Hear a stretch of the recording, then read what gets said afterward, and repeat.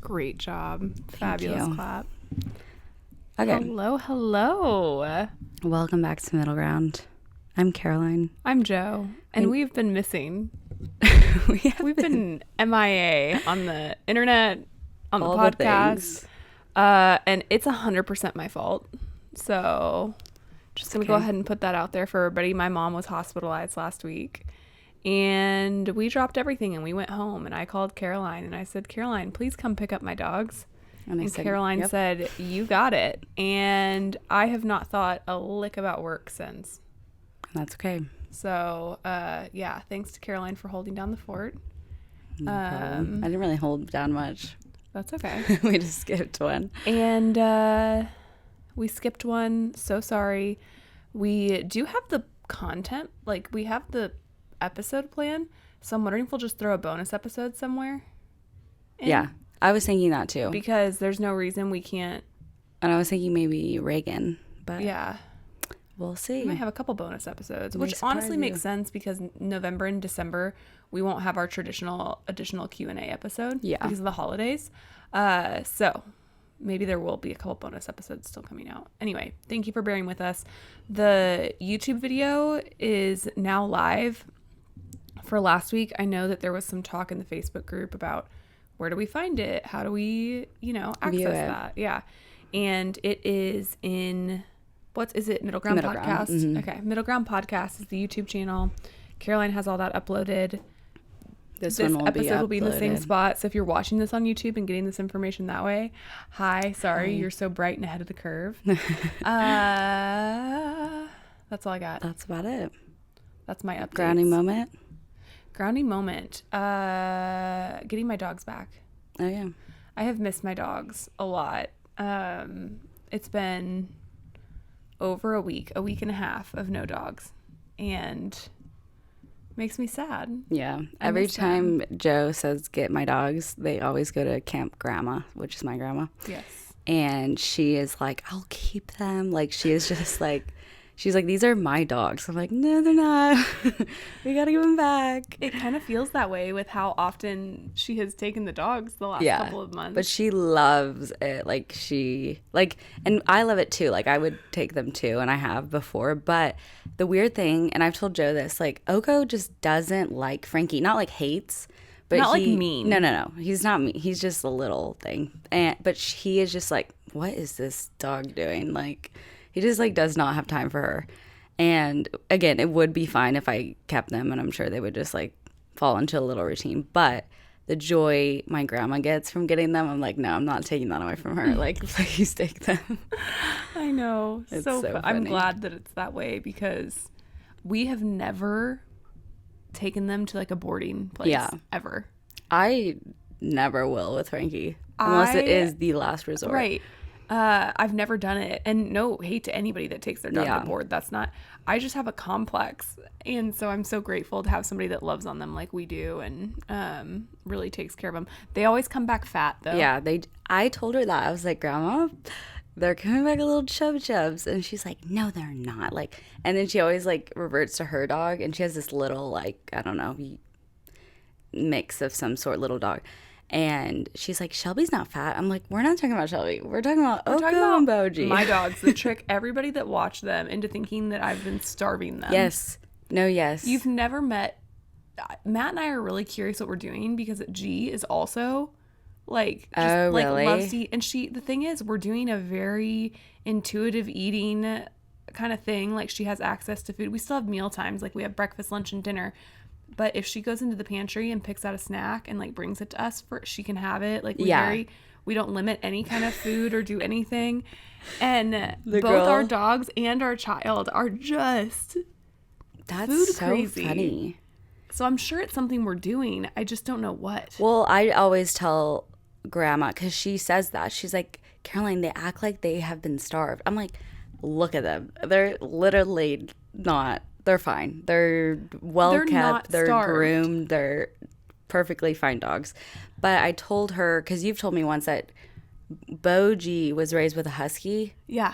And so I just, like, tell her that. I don't even know if that's, like, true factual. I don't think that has anything to do with their food. But like, sometimes I think when dogs are raised with another dog, it's like, oh, gotta fight. Like, I think it kicks in like an instinct of like, oh, they're gonna take my food, so they eat it really fast. Because Oko and Boji, literally, they could win a competition of how fast they eat their food. And Oko doesn't eat it. If Boji's not there, Oko's real chill about it. Yeah. He's not as, I mean, he's still very food driven, but not as much as Boji. Yeah, for sure. Boji's like, cray cray. Yeah, and Grandma always gets their names confused. She's like, Boko and OG. That's fine.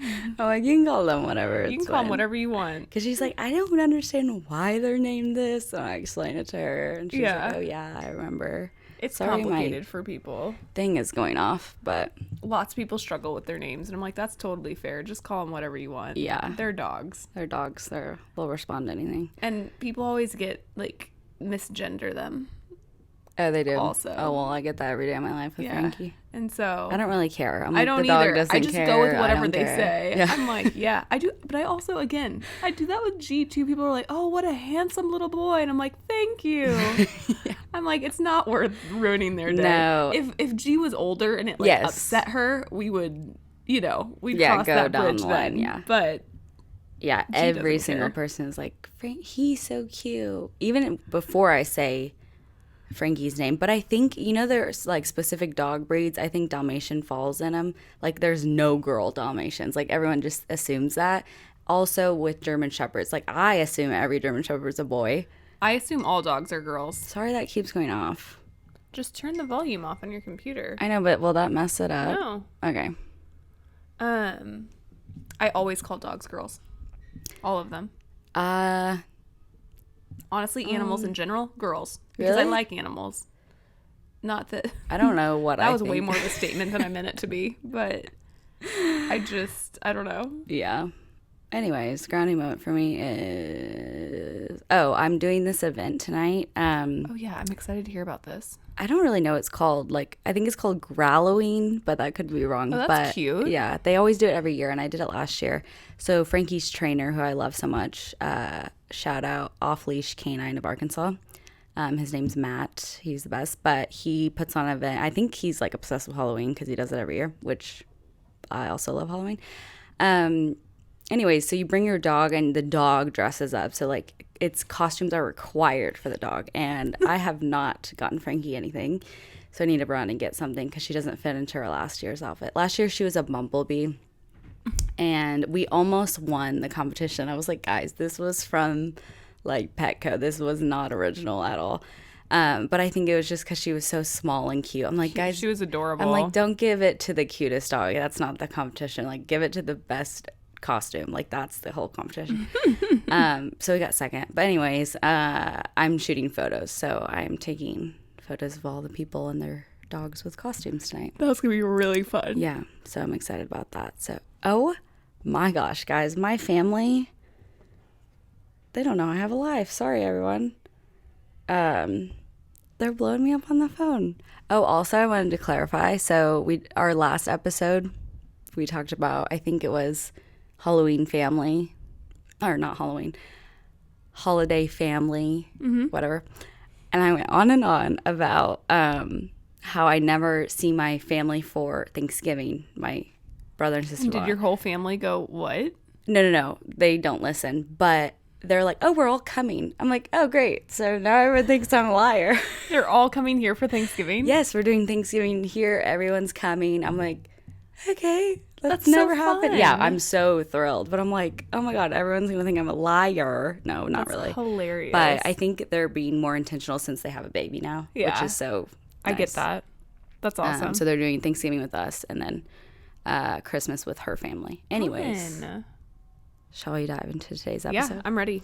Okay. I've been ready. We're talking about work-life balance, which I don't really know if anyone's a master at, but I'm sure there's somebody. I'm sure. I always felt like Matt was pretty good at this when he was working full-time. Yeah, I could see that. People who are really good at, like, turning it off. You know? Yeah. Oh, my God. I'm so sorry. I like your nails. Thanks. They're I just cute. got them done. They remind me of, like, a candy, like a... It's because, so I don't know. I probably won't be able to get it close enough to the camera for you to be able to see, but like maybe I can take a picture and put it on the story. But the nail bed part was supposed to be like a natural color. Like more like nude tone. And I feel like it is so pink. It is pinky. But then other times when I'm like just walking, I'm like, maybe it's in the winter I get so white. Oh, yeah. It doesn't match. I think it is the color that they usually use for my... I can't really tell if that would match but me. Like, anyway. Yeah. I've been really focused on that since I got them done. I was telling Joe before that we recorded, I did press-on nails because I shot a wedding last week in Florida. Did not have time. And I was like, I always forget press-on nails are a thing. I'm like, who invented this? Because it's the greatest thing ever. But also the worst. Yeah, also the worst because with my long hair, maybe short hair would be better. I just like run my fingers through my hair a lot, I guess, and they get caught. So it's yanked out quite a bit of strands, but it's okay. Beauty is pain. Because they don't like seal down around the edges well. They do not, but oh well. That's what you get for $8 nails. Okay, so work-life balance. Should we dive into like us first and then tips? Sure. What was the name of our list? The name? Yeah. Was there like a prompt? Oh, okay. Never mind. Don't mind me. You dive in first. Okay. Okay. I was thinking about what to say before we recorded, and I feel like I don't think I'm good at it, but I feel like I'm better than most because my life right now is pretty chill. Like I don't have children. Like my only like stress in my life is Frankie, and like that's just like walking her 2 times a day. Like it's not like so big. So for me, I feel like I have in general bad time with time management, and I think that's most people, like just getting. I think that's a really common problem. Yeah, and so that's what I struggle with. So like I try to the night before always like write down my top priorities, what I need to get done. And I think just adding like content creation on the mix of everything, like, okay, I got to get this video plus edit all these photos for my, photography job plus edit the podcast. Like it gets a lot, and I'm hiring an assistant. So if you guys want to be my assistant, it's not virtual though. That's the key. That's the lots kicker. of people messaged about virtual. That's the kicker. And you would help me with all the things. So this is a plug for me. Please help me. But and be my friend. I told Joe I also just need a friend to be around. I admitted to Caroline that I hired her almost 10 years ago, probably just because I needed a friend. Yeah. It gets pretty lonely when you're working from home, but I'm not complaining. Anyways, I tried to make a list of like top priorities, what I need to get done at the top of my list, and then it goes down to like the bottom could be like the next day priorities. And yeah, I feel like I do a good job of like I really prioritize myself. Like I'm very selfless, I think, in a lot of ways. Is that the right word? No. Selfish. Sorry. Like I'm selfless. She's like, I prioritize myself. I'm very selfless. You guys are like, you're canceled. Like I go swimming, like I do things alone, which recharges me. And it's taken me not a long time to figure that out, but kind of. And I'm like, oh, I need to do that in order to like actually function in the world. So when I do have the time, I like go sit in the hot tub, read a book by myself. Also have gotten into reading. I'm reading the second book of It Ends With Us. And I'm almost done with it. Anyways, weird. Getting really off topic. Not what I thought, not the category of books I thought you were really gonna say. It's like, I've never read a book. I'm sure there's millions of books out there, and I'm like getting more into it. I've never read a book where I'm like reading it so fast. Like I can read those books in like a day and a half. And I'm like, what? I've never been able to do that. So I'm like interested to see more books outside of Colleen Hoover that I can read. Yeah, it's interesting whenever you talk to somebody that's like a new reader, not No, yeah. Not that you couldn't read, but like I feel like a lot of people get really turned off to reading in school. Yes. Because you have requirements of like, you need to read this book in this amount of time, and it's a book that we picked for you. Yeah, and you're that, forced to. I'm like, Right. Yeah. And so then whenever people finally kind of open their eyes again to reading, watching them kind of sample all the different genres of books and find what they find really interesting. No, yeah, for sure. It's kind of fun. Yeah. I personally am not... I don't like I shouldn't say I don't like romance, but like the Colleen Hoover, like all of those, they don't interest me. Yeah. And I'm so nerdy. Like I like anything that's like Lord of the Rings. I enjoyed Game of Thrones. Yeah. Wheel of Time is one that I want to start. I think that's what it's called, that Matt's brother lended to me. Like I get really I into couldn't those. see you reading Colleen Hoover actually. Like I feel like you'd be like, okay. When I read, like my joy in reading is I want to feel like I'm in a completely different world. Yeah. I don't want to exist in this world. Yeah, like you don't want to think about human things. Mm-mm. Yeah, I get that. But I like reading hers because like it is so far. I wouldn't say that. It's not like dragons and stuff. Obviously, it's real people. But like her things she writes about, I've really never experienced like heartbreak like that or like all this stuff, so it's like kind of removed-ish. Like it doesn't give me anxiety to read her books, which I like.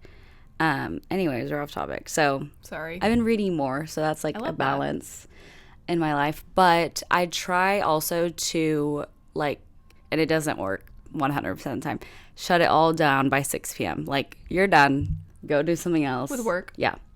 And again, that doesn't happen a lot, but my flow changes a lot, but it's mainly like doing stuff I really don't want to do, taxes, all that stuff first, then into photography, then into recording TikToks. And then when I'm like in bed, like I read, and then I'm like, oh shoot, I should like preload some TikToks. So I do like little segments. So then the next day it's easier for me to record TikToks. And then I wake up and pretty much do the same thing again. So that's kind of me in a nutshell. That wasn't really helpful, but love it. We have a list of tips that we're gonna go over. That's just my life. Don't worry. Don't feel like you had to listen to that and that's what you're getting. No. Although I think that it's really useful to have insight in what other people's, like what they're balancing. Yeah. Because I think that that's where it gets hard when you start talking comparison of other people's balances. It's often we're like, well, of course it's easy for them to balance. They have XYZ that I don't have. But we don't necessarily look at the privileges that we have that they may not. For like, I think you did a really good job of that because you pointed out like my life right now is I don't have kids. I don't have a lot of external responsibilities beyond taking care of me and myself. And so that's a good awareness to have. Yeah. While also realizing that you still have the stress of managing all your own time, your own to-do list, your own task list, etc. Yeah, for sure. And I feel like I'm in a weird season with time management and just balance in general because I am, for the first time in my life, I'm way overcommitted. Not the first time I've been overcommitted. The first time I've been overcommitted to commitments I didn't necessarily sign up for. I don't know if that's necessarily the wording, but yeah, it's like, it's not like saying yes to too many things in the same way that it has in the past. Like I feel like I've really slowed down saying yes to other people and being a part of too many things. But my family, like having G and everything that has been going on with my mom's health and trying to really be present and help my dad too, and us trying to make it to like nieces and nephews' birthday parties and baby showers, and it's just this really chaotic season of a lot of friends have a lot of things going on to celebrate, and I really want to be a part of as many of those celebrations as I can. But it leaves the time that I have to focus on myself very limited. Yeah. And I have started saying no to some of the baby showers and some of the events. I'm like, I'll be there, but I can't help host. Right. Or whatever it is. And I've gotten better about that. But I feel so overwhelmed. So if you are in a season of overwhelm, you're not alone. And we'll talk a little bit about things that Tips we're doing. And tricks and all the things. Every day for me looks different. Like, I feel like you have a more consistent day-to-day routine. Yeah. I'm more a week-to-week routine is what I should say, because you kind of touched on what your day-to-day looks like.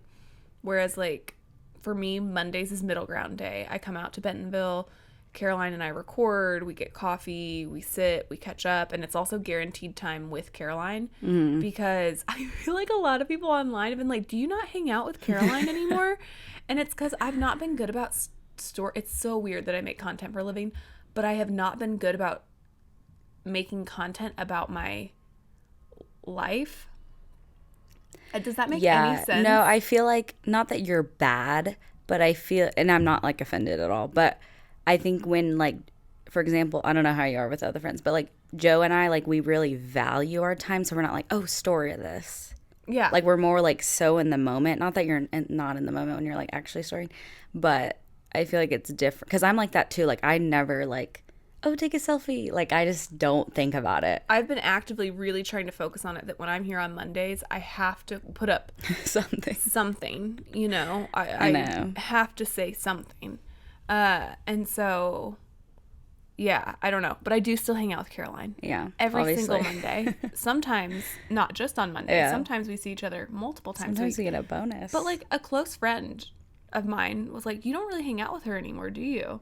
And it made me realize how much people read into what people share and what they don't. Yeah, that's true. And there is no value to what I share and what I don't. It's literally just what I feel like I have capacity for in the moment. Yeah. And I really am looking for a balance in how much is online and how much is not. So anyway, Mondays is middle ground every week. And then Tuesday, Matt and I will kind of like nail down our content plan for the week. And it's always different. And we just kind of go from there. But the one thing Matt and I have been really, really trying to hone in on is Saturday and Sunday are quote unquote days off. And it's funny that I say that because I still do weekend chats. I still am very active on stories on the weekends. And we do try to, on Saturday or Sunday, if G sleeps in or during her nap time, we try to go live. Oh, yeah. During that time. So it's not like that we're not working at all, but we're not on email. We're not available for contact at all times from others. We're making content for ourselves more than we are, you know. Yeah, for external. Yeah. And I may have talked about this on our other episode. I don't know if I did or not, but I don't know. Anyway, this year is going to be the first year that I'm taking a full 10 days off of online. Oh, you didn't say that on the podcast. Yeah. So Christmas, a couple days before Christmas, I'm going to put up a, like, out of office, not email, like literally on stories. And I probably won't say anything on TikTok. I'll just, you know, stop. People can, I don't know. Maybe I will. But I am going to take a full 10-day break from online. And I'm going to take Christmas and New Year's to be with my family and be with Matt and be with G and be really focused and not be online at all. Love that. At all. Like, Matt and I are just going to put phones away. And that doesn't mean we won't take pictures and that maybe things won't get posted later or whatever. I'm leaving that open to myself. Maybe they won't. Maybe they will. Doesn't matter. But I really thought about that last holiday season. I said, how do I, because that's the thing about doing content creation online, you just feel this constant pull to have to be. So that is how I'm going to kind of create balance with that. Yeah. But okay, what are we have our we have our list. We have our tips. Like, and we have goodbye. Our tricks. Good luck out there. Yeah. And good luck. That's what we do. It's a chaotic mess. Okay. I have the list, so and these are the things that Caroline and I felt like have helped us the most. Oh yeah, for sure. Okay, number 1 is accepting that you cannot be everything for everyone. It's impossible. It's the first one. And it's important because I think that this is where so many people get wrapped up, you know? Yeah. Well, I think it's really hard. I think a plus I have is I like pleasing people. It's not that I'm like, oh, F everyone. But that's not like a big struggle I have. So I'm like, if my mom's like, can you go to dinner with me, please? I'm like, no, I don't have time or whatever. Like, I think I'm pretty good at like that. But yeah, I think in general, it's so hard because you want to show up in everyone's life as like best as you can, but like it's physically impossible sometimes. Most times I feel like everyone in your life, like, and everyone in your life needs to understand that, because like that's a big I really feel like you're better off showing up less in people's lives, making more of an impact. Oh yeah. You know, I know for me, a feeling that I'm really battling with right now is every time that I am present in my friend's life, I'm just so chaotic right now. And I don't like that. And so something I really want to hone in on is less time with people, but having it more together when I'm there. Yeah. To really be able to focus on them and listen to what's going on with them and hear about their lives and really be there with them. Because right now I'm struggling with that. Yeah. And so, yeah, I think that the reason this was number one on our list is after that holiday episode, we had a lot of dialogue with you all about, well, but what do I do if my mother-in-law is unhappy with me? What do I do if my sister's unhappy with me? Let them be unhappy with you. That's a them problem at the end of the day. At some point, you really have to start prioritizing your own happiness and your own comfort levels. And if you're not prioritizing your own comfort level, that's probably a large part of your problem. Yeah. No, for sure. Like, yeah. But I also get that that's easier said than done. It takes time. Yeah. I think great ways to start executing balance in those feelings is an open door policy. Certain times, like we talked about this a little bit on the holiday episode, I believe, but like, or maybe we didn't. I don't know. I get everything confused. It all blends together for me. I think we did, so keep going. But something that you can do, not even at the holidays, is set a weekend. Like, I'll set a weekend of, hey, March 14th, my house is open. So any of you that want to come, please come. And if you can't come, no pressure, no big deal. Like, I won't, just let me know. And if nobody comes, I at least put it out there on my terms when I was available.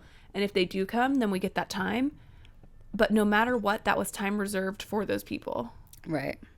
Exactly. And I do a lot of that to try and feel more balanced with it, rather than trying to say yes every time somebody asks me. Yeah. I know. I get a lot. And I try to cultivate the acceptance to others of like, it's totally fine. Right. I don't want them to feel any pressure from me, so that's a two-way street. Yeah. If they don't make it, the world will keep turning. It will keep on turning. Okay. The next one is living a label-free life. So I think when we get caught up in identities of like, you know, I'm the clean friend, so like that's what people expect from me, or like I'm not the clean friend, but that was an example. I wish I was the clean friend. Yeah, I'm definitely not. But like, I feel like a clean friend's like a good example, because I feel like clean people are like, oh, I have to be clean 24/7 because that's who I am. And then like if I invite Joe over and my house isn't clean, like you're just like, your whole identity's been shattered. It's just shattered and out the window. And I think if we, as a whole, us included, can be better about like label-free life, like just showing up each day like how you can. And like some days are going to be better than others, of course, but I feel like labels, and like on the opposite side, like stop labeling your friends as like certain things. Like, well, it's like when I stopped bringing my camera to events. Yeah. Because people always used to, well, Joe will have her camera. Joe will take pictures. Joe, and I'll be like, oh my God, no one's going to want to be my friend if I stop doing this. Right. And slowly but surely I stopped bringing my camera to stuff. I didn't lose any friends. Yeah. Like, I think that we get really caught up that our value is in these labels that we give ourselves of like the photo friend, the clean friend, the tech savvy friend, whatever. Yeah, whatever it may be. Chris whatever is the chef friend. He'll help cook you something, you know. Yeah. And those skills are awesome, and I think absolutely share them with your friends when you have the capacity and are comfortable doing so. I know that I still really enjoy sharing my love of photography with friends when I can, but don't put the pressure on yourself that you need to be that all of the time, because I think that's where you start to feel unbalanced. Yeah, for sure. Because, like, what's that analogy? It's like you have 3 glass balls or something. I don't know. It's used in, like, marriage. I hear it all the time, like, in vows. Okay. But you have, like, 3 glass balls in your life, and one's, you know, your marriage, your work, and then, like, other things. And so it's like you have, like, sometime I'm going to mess this up, but I believe it's like, we have 2 glass balls, 1 rubber ball, I think. And so, like, you have to, like, this I know. Depend on, like, don't shatter your glass ones, obviously, because they'll shatter and it takes longer to, like, rebuild it. Right. But you, like, in different life phases, you have different things. You have to be aware of what bounces. Yes. And what can bounce and what, like, so let go of whatever. Am I making sense? I don't know. What it is it talks about all the different categories of your life being balls, and not everything is glass, and it shifts and changes what is glass and what is not, and honing in and learning what is rubber and what is glass is so important, because knowing what you can and can't drop, and, like, starting to be okay with things bouncing. Yes.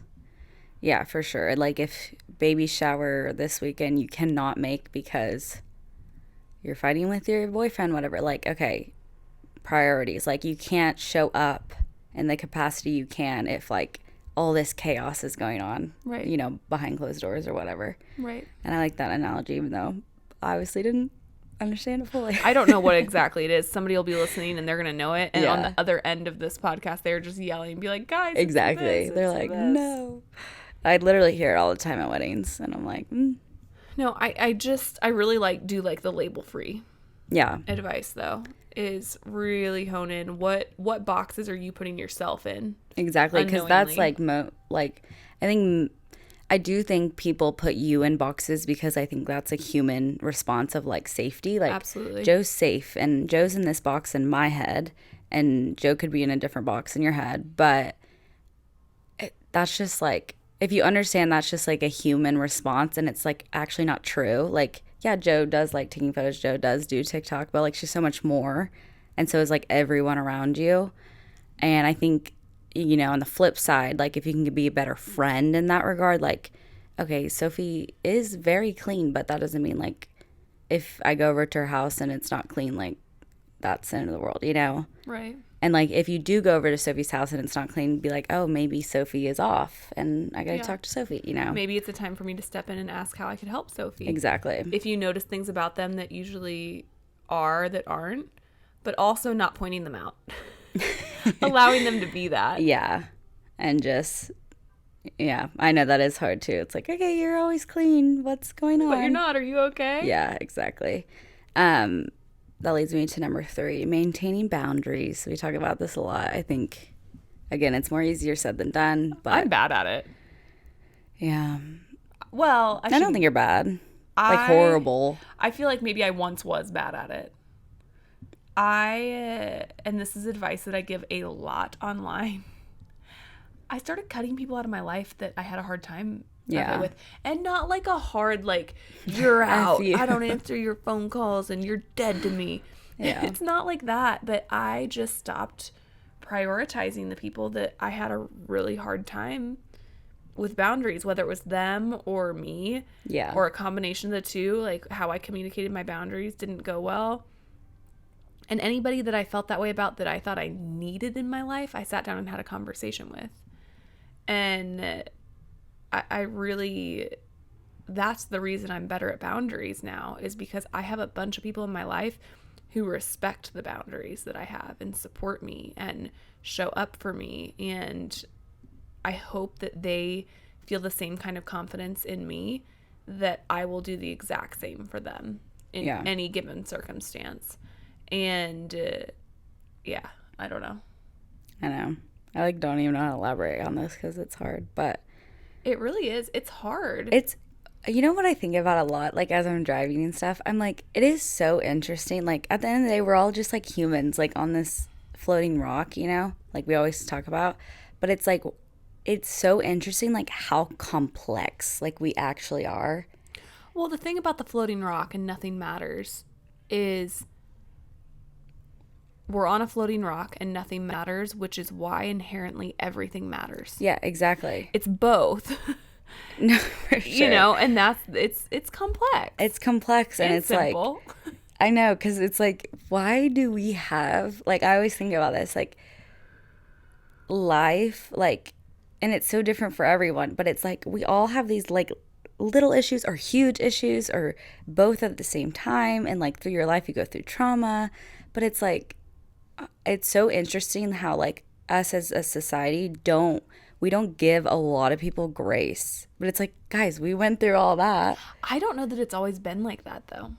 Oh, really? I feel like the internet, especially, not to dog on the internet. Yeah. I love it.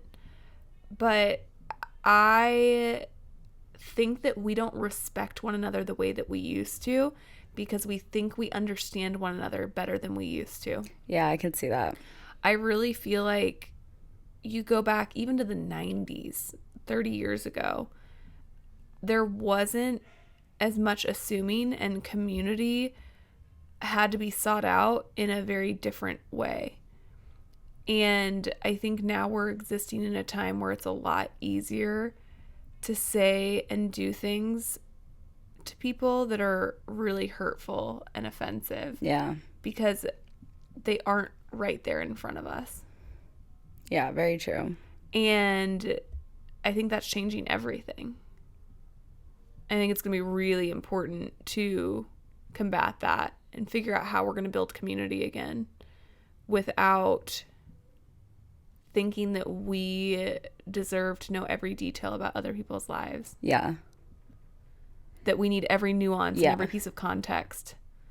Well, it's interesting, like, when I personally feel like I need to know, like, the details in every, like, someone's life or, like, multiple people's life, like, it's something wrong with me. Like, I'm not doing the deep work because I'm like, oh, well, I know they're like that because, you know, that's what's wrong with them. Like, I point out stuff in my head, but I'm like, okay, Caroline, like, I always, like, now that I'm older, like, I can, like, identify that and be like, okay, something's wrong with you if you're, like, actively, like, seeking and, like, trying to puzzle piece someone else's life. I'm like, who cares? Like, and empathy is not something to be earned. Yeah. Like, giving other people empathy, there aren't boxes they need to check in order for you to offer them empathy. And so often that's what I hear. I'm like, well, they are rich, or they are, you know, white, or they are whatever they are. Exactly. We're having all kinds of conversations about this stuff on a daily basis, which I think's awesome. Yeah. I'm really glad we're having conversations about it and we're bringing it to light and we're really doing some of that hard work. But we also have to be careful not to break it down to whatever privilege you have or whatever thing you're experiencing that you then get written off. Yeah. And then people are, when they hear whatever hard thing they were going through, they're like, well, they didn't tell me about that. And they're like, well, they shouldn't have to. Right. Empathy's not earned. Yeah. Yeah. I don't know. And I feel like it's a battle too. It's like, oh, well, like, Joe's going through it harder than me, so, like, I gotta keep quiet, or, like, you know, like, I feel like there's that way, but it's also like, oh, like, Joe thinks she has it harder than me, like, she doesn't know what I have. Right. Like, it's two ends of the spectrum.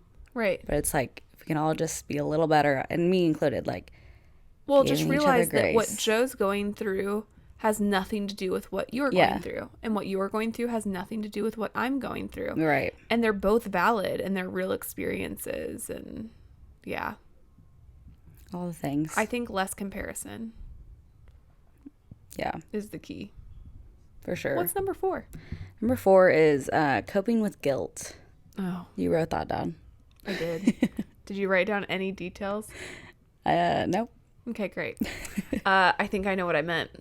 Guys, we wrote this, just as a side note, as everybody's listening, we wrote this outline almost 2 weeks ago, and we were supposed to record the day that we built the outline, and some things happened, and we weren't able to, and we rescheduled for a few days later, and then I wasn't home. Yep. So that's why we're trying to revisit 2 weeks ago. This is not our normal structure.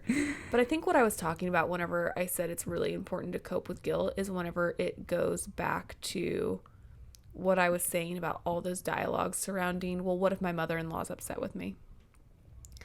And starting to really break down those guilty feelings that you experience and why you're experiencing them and if you need to be experiencing them. Yeah. Does that track? In my head, it does. Like, yeah, say your mother-in-law, like, I don't know. I feel like also... My mother-in-law, if you're listening to this, I'm not talking about you. I don't even have a mother-in-law. But I feel like, I don't know. I'm one of those people, like, when someone's really upset with me, I'm like, oh, like, part of me is like, yes, maybe I did do something wrong and I'm going to reevaluate that and talk it over. But also, like, I also think of myself, like I was just talking about, like, it's something with me. When I'm like, oh, Joe did this or whatever in my head, I'm like, okay, Caroline, like, Joe sipping coffee weird has nothing to do with Joe. I'm learning a lot about myself today. I'm just, like, pulling things literally out of my butt.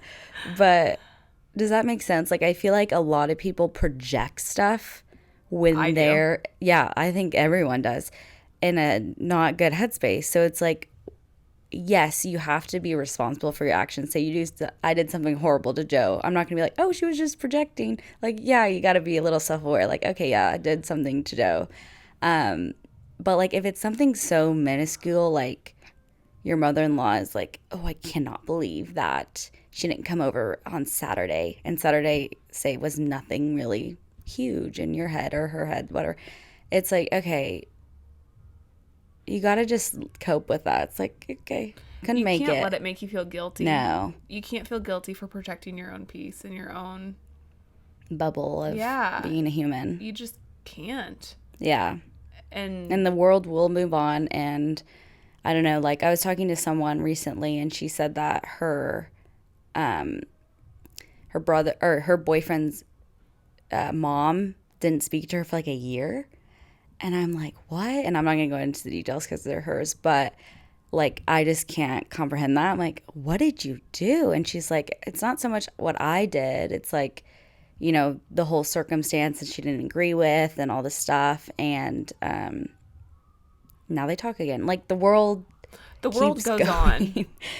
My parents didn't have a relationship. Well, I shouldn't say they didn't. They tried to always leave the door open. I think they handled things well. I don't have all the details because I was little. But they didn't have a relationship with my dad's parents for a long time. And I, as their kid, was never even aware of it. Yeah. They ended up becoming very close again and, you know, moving past it. And I think sometimes you just have to let things be cyclical like that. Yeah. Like, sometimes agendas and the things we want don't align, and it's best to go those separate ways and not feel guilt surrounding it and let it naturally realign on its own. Oh, yeah. There's sirens going by. I'm like, we're supposed to be in a soundproof room, but... I definitely can hear the sirens. Yeah, same. Anywho. But yeah, I think that's good advice. Like, you cannot please everyone, like our first top point of this. And like, the faster you can realize that, I think the better you get at practicing, like, I don't need to feel guilty about this. Like, no, it is what it is. Right. And she feels like that. Not that my mother-in-law's feelings are valid, but... And don't feel guilty asking for help. Mm-hmm. That's huge, too. You got to start learning to ask for help. Your friends and family want to help you. Yeah. I know for me, there are times where I have... Like, I called Caroline out of nowhere and asked her to come pick up the dogs and, you know, take care of them. No idea when I was going to pick them up again. And she was like, yeah, great. And I think in the past, I would have felt really, really guilty about that and really worried about it. And I'm at this season now where I'm like, no, Caroline is one of my people. Like, she is part of my community and somebody that I love and she loves me. And that is her stepping in a way that she knows she can. And she will let me know if it's impeding on her life in a way that she needs me to step in. Right. 100%. And that's her responsibility. And I also know deep down in every bit of my soul that if anything happens and Caroline needs to call and have somewhere for Frankie to go or whatever it is. Yeah. It doesn't have to be that or a ride or a, borrow something, whatever it is. I know she knows she can call me. Yeah.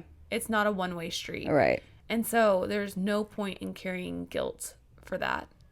No, carrying appreciation's great. Yeah, because honestly, it's a waste of time. Like, and not to be rude, like, I think it's a natural human experience to be like, or human thing to be like, I can do it all on my own. Like, I've definitely struggled with that. It's We're like, not meant to. No, and it's like you have these people in your life for a reason. And like, again, like, I'm happy to help with the dogs. Like, that's such a little inconvenience. It's not even inconvenience in my life to like go get the dogs. Like, it's like doesn't even, I'm not like, oh God, I gotta get the dogs. But like, and I know Joe knows that. So like, I don't know. I think it's just a waste of time to be like, oh, I feel guilty. But again, like, I think we all do it. Yeah. But like getting better at, again, coping with. Yeah, really working and focusing on that. Yeah. Okay, what's our last one? Last one is, well, we have two more. I'll do I'll do the like easier one first. Go to bed. Oh, go to bed. Go to sleep. Stop it. Go to bed. Stop staying up, thinking about God only knows what. Like, I know it's hard. Like, sometimes it's in a lot easier said than done. In seasons of like severe stress of mine, I'm like, I will never be able to go to sleep. Like, you're just up thinking and thinking and thinking. Get help. Go take some medicine if that's needed. Like, you have to get sleep in order to function. Have to. It is a must. It. You will find that your life completely turns around when you are getting 8 to 9 hours of sleep a night. Seriously. And if that's meaning like take a 30 to 45 minute power nap during the day, do it. Like, there's no rules. I know it's like hard to do that sometimes, but it's like, well, right, a lot of people don't have the schedule to do it, and we understand that as we're saying it. But if you find yourself scrolling on TikTok or Instagram at night, or you're doing things like, you might have to give up your show for a while, or whatever it is. And I understand that that's not fun, and we want to be able to be up on what the latest and greatest is. But you will feel so much better if you just sleep. No, yeah. 1,000%. Prioritize it. Are you in a good sleeping with G? G sleeps good. Yeah, she sleeps great.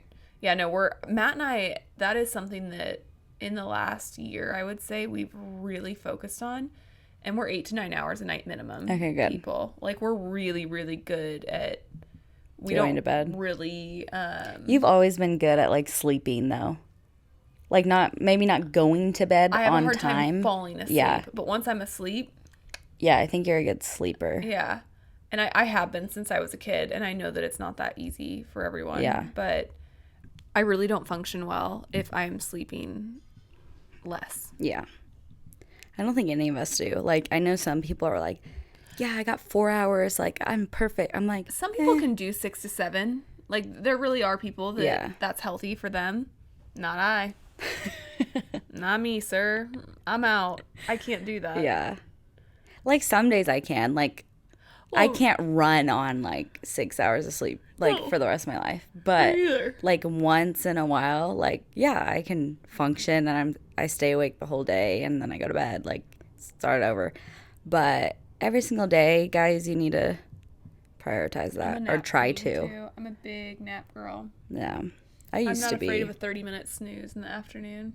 Yeah. It makes me wake up brighter and happier and ready to go.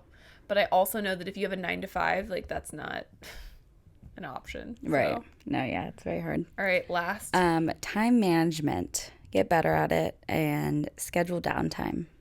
Schedule downtime. That's the best tip of my entire life. That changed my entire existence. Yeah.